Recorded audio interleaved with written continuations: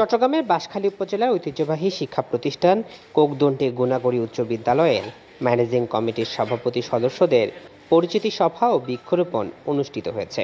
সোমবার দুপুরে অত্র বিদ্যালয়ের ওই সভা অনুষ্ঠিত হয়। অনুষ্ঠানের শুরুতে অত্র বিদ্যালয়ের ভারপ্রাপ্ত প্রধান শিক্ষক খোকন করের নেতৃত্বে সকল শিক্ষক কর্মচারীবৃন্দ নতুন ম্যানেজিং কমিটির সভাপতি নজরুল ইসলাম সহ সকল সদস্যকে ফুলের তোড়া উপহার দিয়ে শুভেচ্ছা জানান। এরপরে বিদ্যালয়ের ভারপ্রাপ্ত প্রধান শিক্ষক খোকন করের সভাপতিত্বে আলোচনা সভায় কার্যক্রমের আনুষ্ঠানিকভাবে শুরু করা হয়। অনুষ্ঠানের প্রধান অতিথি হিসেবে উপস্থিত থেকে বক্তব্য রাখেন কোকদন্ডি গুনাগড়ি উচ্চ বিদ্যালয়ের নবগঠিত সভাপতি নজরুল ইসলাম।